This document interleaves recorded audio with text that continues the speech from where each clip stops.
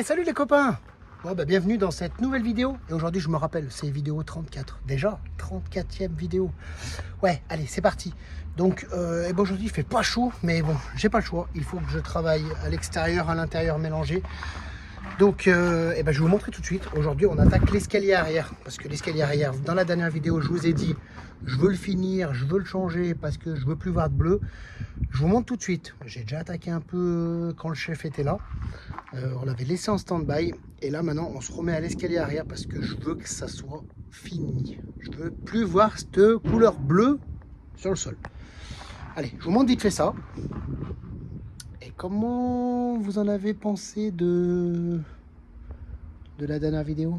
Elle était bien ou pas? Est-ce que le parquet vous plaît? Et puis aussi, il ne faut pas oublier de vous abonner hein, si ça vous plaît. Cliquez, abonnez-vous. C'est gratos. Allez, je vous montre. Bon, voilà. Bon, c'est vraiment pourri, on va pas mentir. Hein. Donc, on avait commencé déjà à mettre les premières. Bon, elles ne sont pas fixées, hein, je vais les fixer, mais c'était juste pour voir l'alignement. Donc, voilà. Donc, je vais prendre mon temps, je vais arracher toute la moquette qui me reste. Il me reste un petit bout là. Le tapis en bas, j'ai décidé de le laisser. Je ne vais pas le toucher parce qu'il n'a pas de trou du tout. Donc, je l'ai levé plusieurs fois dessous, il est nickel. Donc, j'ai quand même mis un coup de peinture propre dessous avant de pouvoir le bloquer. Là, c'était une cloison qui était quand même assez costaud, donc elle va rester. C'est celle qui allait à mes cuves d'eau, donc j'ai plus besoin de saxer. Là, je vais fermer cette marche parce que du coup, avant, il y avait la porte des toilettes qui s'ouvrait comme ça. Plus toilette, hein, vous le savez comme moi. Et du coup, on va fermer là. Donc ça, je vais l'enlever. Ma petite sangle que j'avais mise, c'était pour verrouiller mes portes quand on est à l'arrêt, pour être tranquille la nuit. Et donc là, je vais remettre un litho propre, nickel. Et je vais attaquer, poser le parquet contre les murs de chaque côté. Et je vais refaire les marches. Donc, en tripli. Je pense que je vais le faire en tripli, redoubler les marches. Parce que je ne veux plus avoir cette marche cassée. Je vais refaire ça propre et tout plaquer en parquet. Allez, je vous filme tout ça. Et puis, on verra à la fin. À tout à l'heure, les amis. Bon, je vous ai pas filmé quand je posais, hein. Ce côté est tout posé. Bon, ça a un peu dégueulé la colle, mais vous inquiétez pas. On verra plus rien. Parce que ça va être tout fermé. Propre. Tout de la même couleur. Allez, je continue. Je m'attaque à ce côté. Bon, j'ai oublié de vous dire, le chef m'avait déjà avancé presque toutes les coupes. Bon, allez, je dis rien, hein, il est tout le temps là quand il faut faire des coupes, alors hein, heureusement il est là le chef. Bon, allez, je continue. C'est quand même facile quand il n'y a plus qu'à coller. Bon, il m'a fait tous les côtés, les marches, il m'a dit tu te débrouilles. Bon, je me débrouille. Allez, je continue. Bon, voilà, le deuxième côté est tout collé, voilà, tout en place, c'est bien fixé. Celui-là aussi. Maintenant, on va attendre que tout ça, ça sèche nickel. Je vais aller prendre mes cottes et je vais couper mes deux marches qu'il me faut. Ouais, je voulais faire comme ça au moins mes marches vont venir appuyer contre mon parquet. Un joli joint fin là, gris anthracite tout le long. Et on aura un résultat parfait comme j'aime. Là, je ferme la marche. Donc du coup, le tapis Renault, je vais tout bien le décaper. Je vais le laisser parce que c'est un tapis en caoutchouc qui a aucun trou. Donc il est juste sale, hein, il n'y a vraiment rien. Moi, j'ai sorti le tapis, j'ai décapé, parce que au-dessous, il y avait un peu des traces de point de rouille. Décapé, repeint toute la pièce dessous, laissé sécher nickel. J'ai remis le tapis et j'ai bouché aussi ces entrées là. Donc ça, ce qui peut, je vais vous dire à quoi ça sert. En fait, c'est des évacuations d'eau. Quand les gamins montent et descendent, qui font pas attention dans les scolaires, vous avez des évacuations d'eau. Ou surtout quand comme là, c'est tout en PVC étanche. Quand les chauffeurs de car lavent, je pense qu'ils lavent à grande eau, parce que comme il y a des toilettes normalement là vous aviez une évacuation. Donc moi je les ai sortis, je les ai bouchés dessous. Donc j'ai soudé des bouts de tôle de chaque côté, j'ai blacksonné et j'ai repeint tout pareil. Donc au moins c'est bouché et j'ai suis venu visser à droite et à gauche mon tapis. Comme ça au moins j'aurai plus d'entrée d'eau par là et ni de sortie d'eau. Après nous on fait attention et voilà, nous on va pas laver à grand jet d'eau dans le car. Je laisse sécher ça, je vais prendre mes cottes et je vais couper mes planches. On va habiller tout l'escalier en parquet complet. Il y a juste le bas qui restera avec son joli signe Renault, avec un joli petit tapis dessus. Comme ça au moins on sera pile poil nickel. Allez, je continue les amis, tout à l'heure. Bon allez, je me dépêche parce que je sais pas s'il commence pas à tomber des gouttes. C'est même pas des gouttes, c'est de la neige, regardez. Donc, je vais me dépêcher à vite couper mes planches. Donc j'ai pris mes cottes pour ma marche d'escalier. que je vous ai montré juste avant dans la vidéo. Donc j'ai pris la cote de biais parce que je vais couper de biais pile poil, donc 30. Donc j'ai déjà coupé 30. Je vais couper le biais là. Et donc j'ai gardé l'emboîtement de la planche de ce côté. Vous avez vu l'emboîtement là. Comme ça, au moins, je vais pouvoir vraiment me mettre nickel. Je vais faire ma coupe et après, je recouperai ce que j'ai besoin. Comme ça, au moins, je le mets en 2 morceaux. Et au moins, comme ça, on est pile poil sur une coupe nickel avec un emboîtement. Donc, jamais ça peut bouger. Je coupe tout de suite ça. Je vous montre. Allez, attends. Bon, voilà. Donc, la planche coupée avec la coupe nickel d'équerre comme je voulais faire. Comme ça, au moins, on épouse vraiment le côté. Avec la petite coupe là, donc avec l'emboîtement. Donc là, on a quelque chose de très costaud, hein, c'est du 22 mm. Et j'ai rajouté, donc pour être sûr de boucher et qu'on n'ait jamais de problème, au moins comme ça là, ça ne bouchera jamais. J'ai mis un bois donc qui va être fixé dans ce mur avec un petit joint pour être tranquille.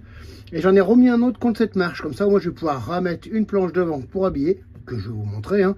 Et j'ai cassé l'angle. Comme ça, moi, la planche va venir s'appuyer parfaitement dans l'angle du bois. Et comme ça, au moins, je pourrais visser parfaitement là-dedans. Ça, au moins, ça me fermera ma marche parce que à la base, je voulais laisser ce trou comme Valentin a fait de la Road 4 pour pouvoir mettre les chaussures. Mais bon, en fait, je vais mettre 2 chaussures et ça va être plein. Donc, ça sert à rien. C'est Mika et Virginie dans leur car, dans leur Iliad. Ils ont acheté un support à Ikea ici pour mettre les chaussures et j'ai trouvé ça génial. Donc, en fait, je vais faire pareil. Je préfère fermer. Ça fait un nid à merde en moins. Désolé du gros mot pour le mot. Mais on va dire que là, ça va être une source à bordel. Donc je préfère le fermer. La lampe, je vais la démonter, je vais la décaler, je vais la remettre par-dessus mon parquet de finition. Comme ça, on aura toujours la marche allumée quand on monte ou quand on descend du car. Et comme ça, au moins, je vais pouvoir habiller mes marches nickel et on aura une finition parfaite. Mais là, c'est très costaud. Hein. Là, je monte déjà dessus, il n'y a pas de problème. Allez, je continue ça, mais bon, je sais pas si je vais pouvoir continuer longtemps parce que je sais pas si vous voyez comme moi. Il neige et je me caille vraiment. Excusez-moi. Donc, allez, je continue ça et je vais voir avec le temps ce que je peux faire. Bon, voilà, le montage à blanc est fait complet. Donc, c'est impeccable. C'est vraiment ce que je voulais, fermer cette marche. Donc là, au moins, comme ça, on aura 3 marches identiques à la même hauteur. Donc, peut-être que là, je vais remettre une planche pour avoir vraiment la même hauteur entre celle-ci et celle-ci et celle-ci. Parce que du coup, là, on a l'épaisseur du parquet qu'on aura ici avec la planche et le parquet et ici. On a 2 cm parce que du coup la planche de 22 donc me décale de 2 cm. Après il y en a qui ont beaucoup plus. Alors moi je pense que je vais quand même redoubler avec une planche là parce que j'ai de la planche et au moins comme ça on a vraiment un truc nickel. Vous me connaissez, j'aime bien que ça soit parfait ce que je fais et j'aime pas revenir dessus. Donc je pense que je vais remettre une deuxième planche là. Comme ça on aura un truc vraiment parfait. Allez, je continue ça mais je pense que alors que j'arrête parce que là ça commence à faire du gros flocon. Et ça commence à être compliqué. Et puis il fait très froid. J'ai les mains gelées. Allez, je continue ça. Et je pense que je vais pas encore en faire pendant 107 ans.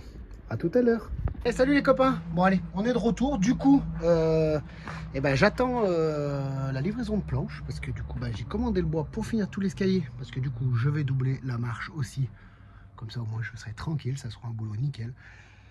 Du coup, le temps que la planche arrive, parce que où je prends mon bois, il est en rupture de stock de cette épaisseur-là, donc ça devrait arriver aujourd'hui ou demain. Donc, je vais m'attaquer à autre chose, parce qu'aujourd'hui, il n'y en a pas de neige. Il fait pas trop mauvais. Il fait un peu froid, mais il pleut pas. Donc, du coup, je vais regarder mon chauffage. Et ouais, parce qu'il faut quand même que je mette en place mes Webasto chinois. De la marque Vevor, et ouais, parce que Vevor, je pense que vous aurez vu la présentation du produit Vevor au moment que vous verrez cette vidéo. M'a demandé de tester un produit, donc je le fais avec plaisir. Comme j'ai dit dans le deuxième test que j'ai fait, donc des WC Trellino de très bonne qualité, Vevor m'a proposé un chauffage additionnel de 8 kg en 12 volts, donc parfait pour le car. Du coup, je vais vous montrer où je vais l'installer parce que du coup, ça, et ouais, il faut pas trop que ça fasse de bruit. Il faut que ça soit facile d'accès. Il faut que je puisse l'alimenter en gasoil sans tout démonter à chaque fois. Donc moi, sur le car, on avait un chauffage d'origine, un vrai Webasto, le véritable Webasto, qui était alimenté par un réservoir indépendant du réservoir du car. Donc parfait, je vais me servir du réservoir d'origine du car pour alimenter directement mon chauffage additionnel Vevor. Donc je vous montre où je vais l'installer et au moins comme ça on sera nickel. Allez, je vous montre tout de suite ça. je pense que je vais attaquer parce que je suis motivé là. Allez. Donc je sais pas si vous vous rappelez que de ce côté-là, eh ben, il y avait une soute perdue. Ça passe juste entre le mur et moi. Et donc qui me servait de rangement pour mes outils, donc le cri, hein, ce qui est obligatoire, la caisse à outils avec les huiles. Et donc là, vous avez vu, j'ai un réservoir d'origine. Donc dedans, c'est du GNR, donc c'est du fuel agricole. Mais on peut aussi bien mettre du blanc que du fuel domestique. Donc moi, je continuerai à mettre du GNR ou du blanc. Je ne veux pas mettre du fuel parce que l'odeur. Et puis moi, en fait, il n'y en a jamais eu dedans, donc je continuerai à mettre ce qu'il y a eu. Donc là, je vais démonter tout ça, nettoyer. Je vais enlever l'ancien... Ah, je l'ai mangé ce mot. Et je me rappelle plus. Promis, j'essaierai de le mettre en bas là. Je vais enlever ça, la pièce, vous savez, là, qui est là. Comment il s'appelle celui-là? Je vais y arriver. Il va revenir après quand je vous parlerai. Et je vous le dirai. Et donc, les outils, je pense que par la suite, où je laisserai juste le cri ici, la caisse à bazar, peut-être que je la passerai à l'arrière du car, vous savez, où il y avait le groupe de clim d'origine, parce qu'on a un peu de place qui ne sert à rien. Et je pense que là, elle dérangerait personne, ma petite caisse à outils. Je la fixe là-dessus directement, ça dérange personne. En même temps, je vais m'occuper de ce faisceau électrique. Et au moins comme ça, ça serait parfait. Ici, en fait, ça serait nickel. Pas d'odeur de gasoil dans mes soutes. Un emplacement destiné pour le chauffage. Donc, il va venir ici. Allez, je m'attaque tout de suite à ça. Et puis à tout à l'heure. Bon, les copains, c'est la galère. Hein. J'ai enfin réussi à enlever le... je vais jamais me rappeler de ce nom. Le truc qui sert à ventiler, l'évaporateur, Ah, ça va revenir, je le mettrai là. J'essaierai de vous l'afficher juste là, sur le réservoir de gasoil. Eh ben non, je trouve pas. Bon, j'ai démonté, une vraie galère, parce que franchement, passer les bras là derrière pour arriver à enlever les vis au fond, qui étaient juste là et là. Donc là, j'ai mis 2 bouchons provisoires dans les durites. Je vais faire un pont, bien sûr, pour que mon liquide de refroidissement puisse circuler correctement, comme s'il y avait la chose que j'ai enlevée là, vous me comprenez, qui est là-bas, je vais vous montrer après. Donc c'est ce qui servait à chauffer le car avant. Donc quand le car roule ou quand le Webasto d'origine, donc le chauffage additionnel du véhicule est en route, et lui ventile donc ça ressortait le long des parois, le long des sièges en fait. Donc ça c'est à l'arrière du car. Donc voilà, là je l'ai enlevé. Moi je vais me remettre mon chauffage additionnel ici. Le chauffage Vevor là que je vous ai présenté, et les gaines vont passer là. Donc là j'ai le faux plancher derrière, vous savez, le faux plancher qu'on a fermé à l'arrière. Donc les gaines vont passer dedans, donc ça fera chauffage au sol au niveau des chambres, et je vais faire remonter une bouche sous mon lit, comme ça au moins ça soufflera dans le couloir. Allez, maintenant je m'attaque à nettoyer tout ça parce que c'est un vrai bazar. Là il y avait les anciennes soutes, donc tout ce qui était huile machin, donc bon, c'est vraiment dégueulasse hein. Le réservoir d'origine, je pense que c'est un réservoir additionnel. Je vais l'enlever, je vais nettoyer et je le remettrai par la suite. Mais au moins, comme ça, on sera sur un truc nickel chrome. Allez, maintenant, je m'attaque à nettoyer tout ça, à faire le pont entre les durites là. Je vous montrerai ça quand j'y serai. À tout à l'heure. Dis, quelle galère. Bon, j'aurais bu encore un peu de liquide de refroidissement. Et puis, j'ai enlevé le réservoir, du coup, comme je vous avais dit juste avant. Maintenant, je vais mettre un gros coup de nettoyage dans cet endroit-là. Et je pense que mon idée va être nickel. Je vais pouvoir mettre mes chauffages juste ici. Mon chauffage. Mes chauffages, non. Le chauffage va rentrer pile poil. Et je pense qu'à côté, je vais pouvoir faire un joli... Je vais pouvoir peut-être mettre le réservoir. Du coup, je vais peut-être le mettre de ce côté-là. Comme ça, au moins, je gagne vraiment en profondeur. Et je perds pas de place du tout. On va mesurer ça. Allez, nettoyage maintenant. Voilà. Voilà, c'est taché. Hein. Je pense que c'est même de l'anti-gravillon qu'ils avaient mis d'origine pour l'étanchéité. Donc déjà, vous voyez la différence, ça fait déjà beaucoup plus propre. Hein. Et vous savez quoi? J'ai retrouvé le nom. Ça s'appelle un aérotherme. Bon, je me suis fait aider par mon copain MikaKL. Il est sur Instagram, vous pouvez le voir. C'est Voyageur Rêveur. Ou sa femme, c'est 100% en famille, un truc comme ça. J'y mettrai dans la description. Donc je le remercie encore. Ça s'appelle un aérotherme, Fabrice. D'accord, merci MikaKL. Donc voilà, c'est tout bien propre. J'ai mis les bouchons correctement. Moi, c'est nickel. Maintenant, je vais nettoyer ça, poncer un coup ça, et je vais repeindre ça nickel. Comme ça, on aura un truc parfait pour mettre mes chauffages. Allez, maintenant je vais ranger parce qu'il commence à cailler. On verra ça demain. Allez, à demain, à tout de suite pour vous. Voilà, donc j'ai tout sorti, ça s'est arrêté de pleuvoir, donc j'en profite. Donc mon chauffage additionnel est là, avec tous les accessoires qui vous fournissent avec le chauffage. Et donc voilà son emplacement. Bon alors là vous inquiétez pas, hein, c'est pas de la graisse ni du gasoil, c'est du corps creux qui est d'origine, donc c'est un produit pour pas que ça rouille. Moi je vais mettre par la suite une plaque de Dibond pour être tranquille, ou une tôle striée alu. On va pouvoir l'installer quand même, comme ça je vais pouvoir faire mes trous pour le mettre en place. Donc il va se retrouver ici, donc la gaine, donc comme je vous disais, la gaine qui est vendue avec fait 1 mètre. Moi j'avais un peu plus, donc je suis allé acheter une gaine de 3 mètres pour être tranquille. Donc j'ai fait un trou dans mon passage, juste en dessus. Très facile, hein, franchement, l'installation. Et donc le chauffage, on va le mettre à cette place-là. Donc je vais le mettre pile poil pour qu'il arrive. Le tuyau, regardez, il est déjà raccordé à l'étage. Et donc je vais venir le brancher sur mon chauffage. Allez, on fait ça ensemble. Je vais essayer de vous filmer ça, mais bon, prendre le chauffage qui est là, le mettre à votre emplacement définitif. Donc il va se trouver à peu près par là. Raccorder le tuyau avec le collier, bien sûr. Le brancher, le mettre en route. Rien de très sorcier. Franchement, c'est une super machine. Je l'ai encore pas mis en route. Je vais mettre du gasoil. On va mettre du gasoil et puis on va le démarrer ensemble. Allez, je vais chercher ça. Je raccorde le courant donc au car. Là, je vais le mettre en provisoire sur une batterie 12 parce qu'il faut le brancher en 12 volts. Donc, si vous avez un véhicule en 24, pensez à commander un Transfo 24-12. Et puis voilà, rien de très compliqué. Vous avez vu, un tuyau de branché, un peu de gasoil, une alimentation en 12 volts. On démarre ça et on va voir comment ça se passe. Allez, je vais chercher le gasoil, on fait ça ensemble. Bon allez, c'est parti. Bon du coup, on va installer le chauffage. Alors du coup, j'ai mesuré pour faire sortir mon échappement directement à l'extérieur.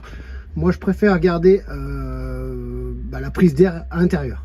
Donc je vais mettre mon tuyau à l'intérieur de prise d'air. Celui qui va alimenter en air, l'échappement sera tout seul dehors. La prise d'air reste à l'intérieur avec le filtre qui est livré avec le chauffage. Allez, je perce ça, je mets en place, je visse.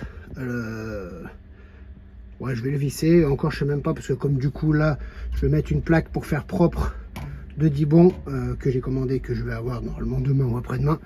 Ça m'empêche pas de tout préparer à percer. Comme ça, moi j'aurai mes trous exacts. Je pourrai percer mon Dibond et ça sera parfait.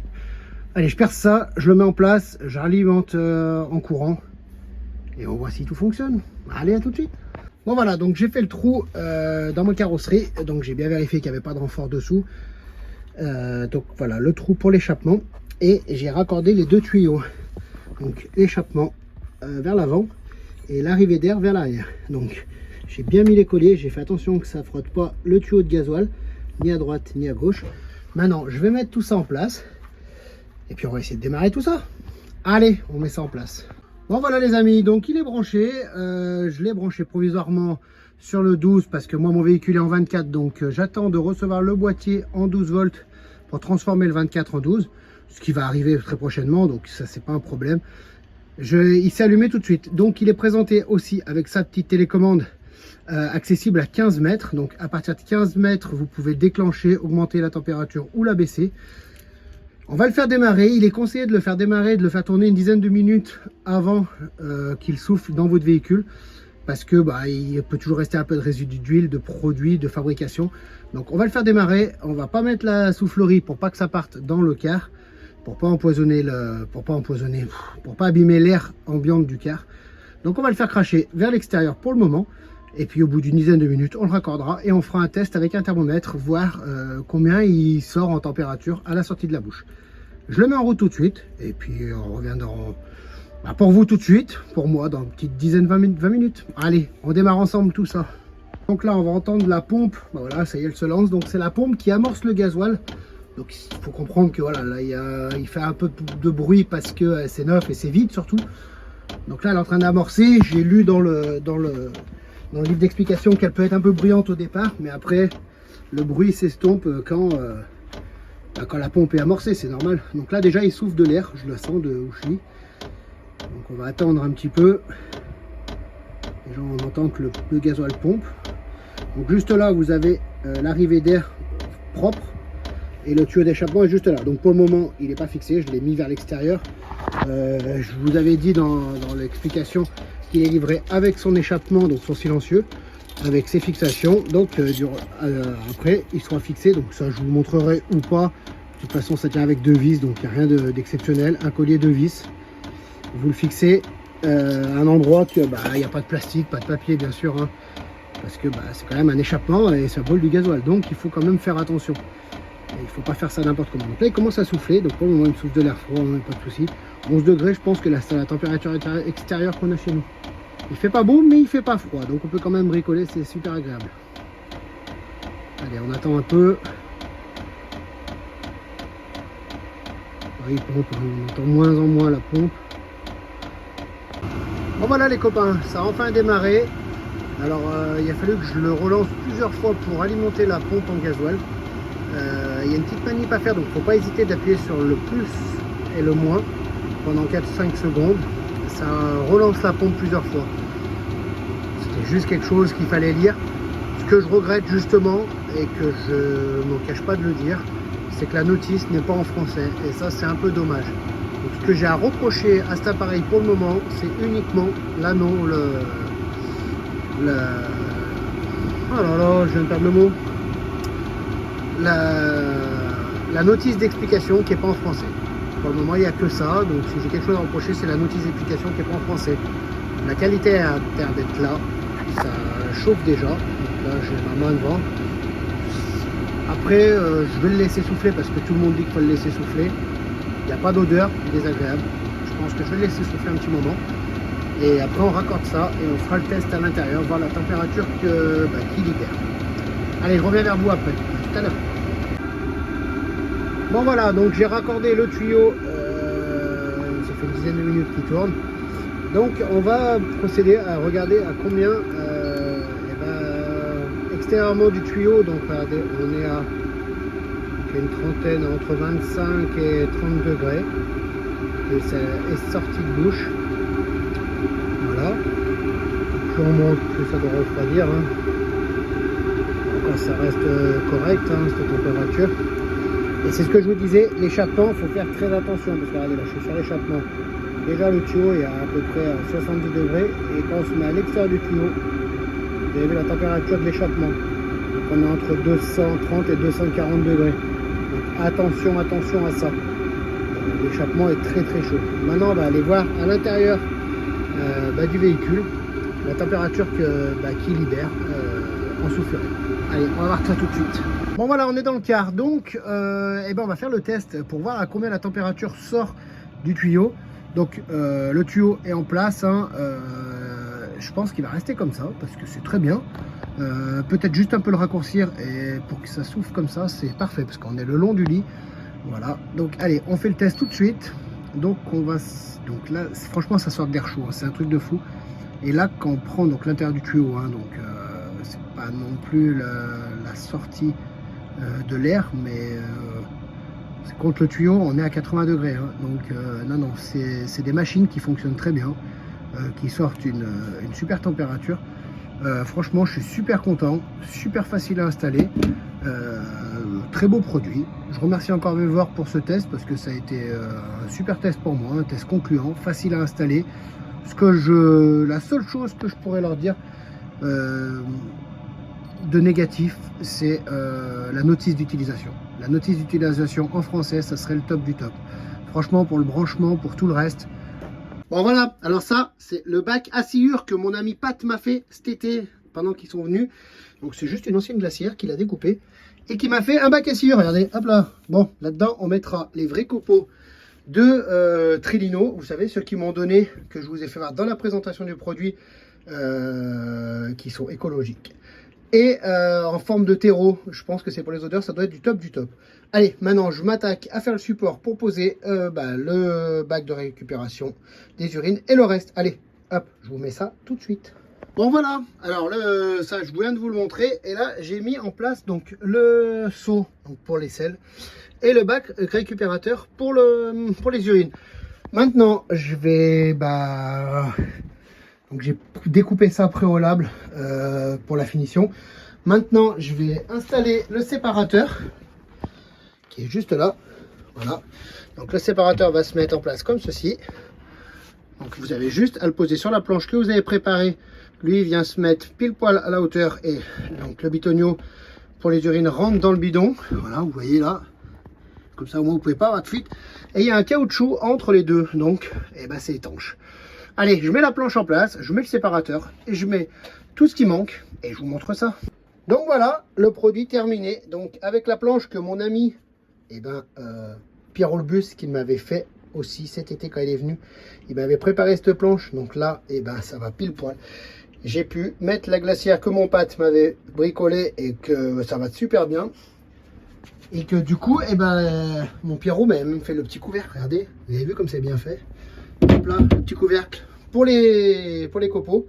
Et voilà le toilette avec le séparateur d'urine et les selles qui viennent juste là. Donc super facile à installer. Franchement, un très bon produit, très bonne qualité. Il me restera plus que l'abattant à changer et mettre l'abattant que Trellino m'a offert avec grand plaisir. Donc je vais l'installer aussi. Et je vous ferai pas voir l'essai, ok? Parce que je veux pas avoir de problème avec YouTube. Allez, à bientôt les amis, ciao!